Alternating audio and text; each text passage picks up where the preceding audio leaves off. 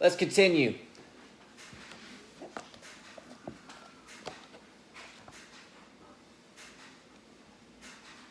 So about how they agitate the emotional bodies, and how do they do that? The emotional body, the astral body. How do they do that? Well, one way they do it, and this is a pretty recent development, but memes. Memes. And I'll actually go more into how they do that. Let's keep going later. As world karma plays out, we, the inhabitants of the earth, have the right to invoke light and help from the spiritual hierarchy. We have the right to think the truth about what is going on, no matter what the mass media is telling us. Finally, we have the right and power to send our enlightened thoughts into the mass consciousness without hatred or emotion, but as a matter of duty, being light bearers in incarnation on earth. This whole thought process is done internally, far from the eyes of the dark forces, and has the incalculable force of the cosmos behind it. Once we release these light-bearing thoughts into the mass consciousness, they find their way into the open-minded of similar vibrations. This is the true working of the law of attraction. Through this marvelous cosmic law, the light-bearing thought form works its way through the often dark recesses of mass consciousness and begins to reach more and more light-bearers in the open-minded around the world. The momentum builds and a snowball effect ensues. Each enlightened thought form works to counter the lies and deception that are resident in the mass consciousness. And it is in the mass consciousness that the initial healing of Earth's mental body takes place. The mass consciousness can reach more individuals than the mass media and can gain considerable momentum in shifting the balance of light and darkness on Earth.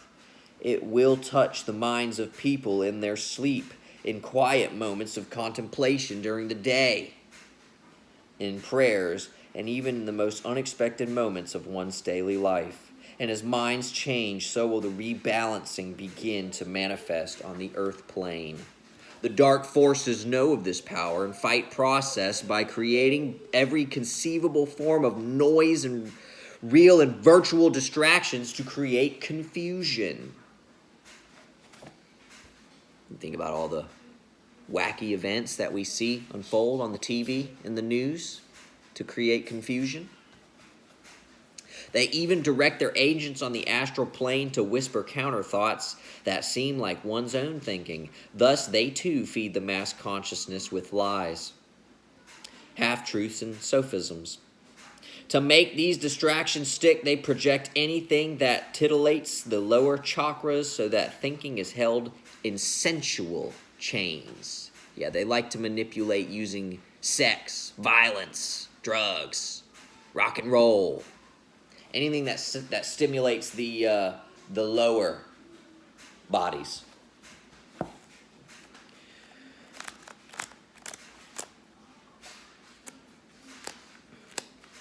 Let me go back to the memes.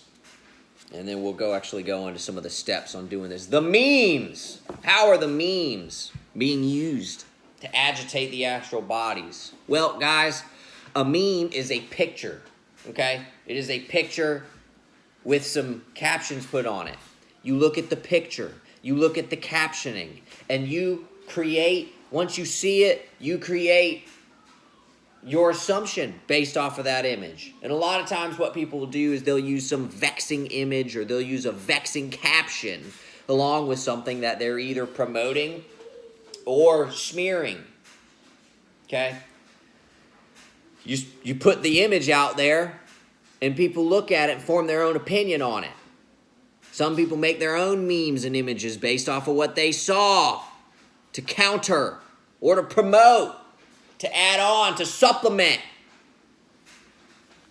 the idea.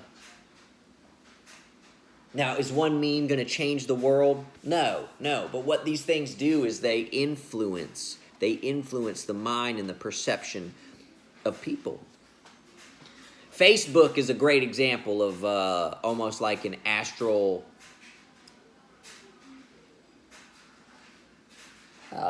podium, an astral square, like a market square, somewhere where people can stand and yell and shout all their opinions and stuff like that. Can you imagine like back in the old days when people used to do that, when they were trying to like gather support and all that? Somebody would stand on a box in the square and would be shouting, preaching, and they would gather supporters and things like that. Facebook has pretty much become our equivalent to that. Good and bad thing. How is that a good thing? Well, your voice can reach farther than it ever could just standing on the box in the square. But how is that also a bad thing? Well, the people who regulate Facebook can regulate what you speak because you use their platform. This ties into the point I had made when I was talking about making a false reality. How if they were to make a false reality for people to put their consciousness in, that is how they would get you stuck. That is how they would get you. It wouldn't be you naturally tapping into the astral or etheric realm, right? Through meditation and prayer. It would actually be through a false reality that they made using technology, kind of like what Facebook does. All right, let's keep going. Below is the invocation against the dark forces, a gift from the spiritual hierarchy. This invocation strikes at every activity the dark forces are engaged in and provides the divine solutions to them. You can use each stanza or group of stanzas to build more substantial thought forms based on your own experience and understanding. So we're going to go through the steps right here of making a thought form. It's a lot easier than it sounds. Here's what you can do. 1, study the invocation stanza by stanza. 2, focus on 1 or 2 stanzas per day. Understand it. Meditate on it. Add to it from your own observation of the news and experience. 3, once you understand the stanza in sufficient detail, then launch your thought form into the mass consciousness. 4, launching the thought form. Imagine the thought form as like a balloon that is rising up to the mass consciousness.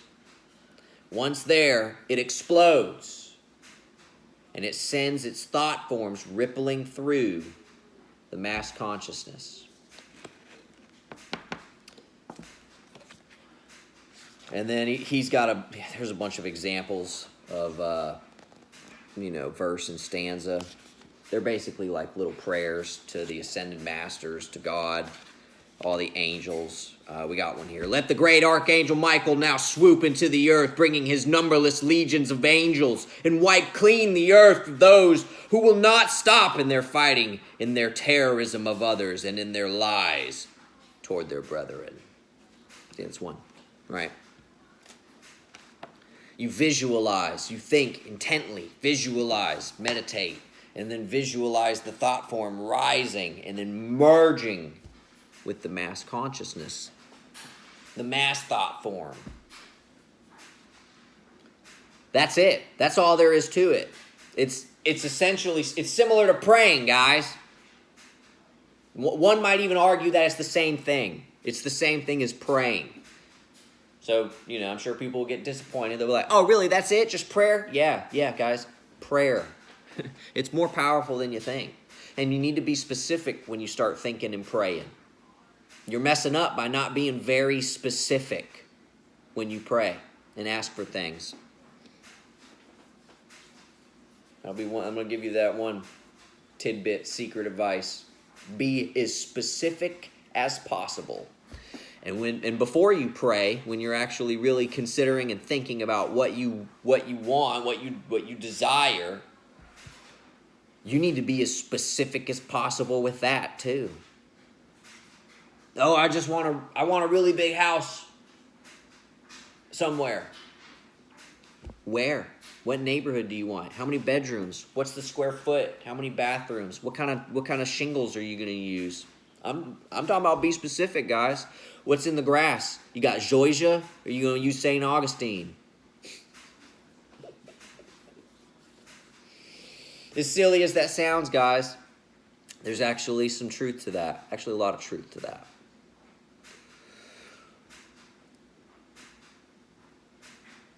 Going back to the memes, though, yeah, image magic. And if you think about it, in a way, it's like a tangible physical prayer. Somebody makes an image and a caption based off of an idea, an opinion they formulated, what they would like to see out in the world, and they put it out there. The image is the visualization of the thought, and then they put it out to the mass consciousness. How? Sharing it on Facebook. Yep.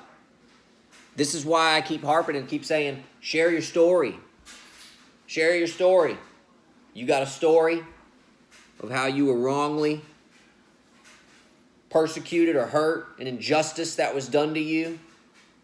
A real one, not like, oh, I got caught, breaking the law. What an injustice. No, I mean like you were wronged by a group of people, and the law helps cover it up.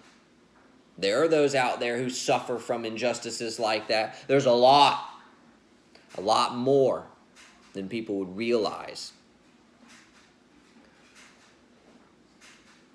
And what will happen if enough people pray, think, seed with thought forms? Eventually the thought forms replace the mass consciousness current thought forms of the matter. And then it starts manifesting and turning into physical dense matter.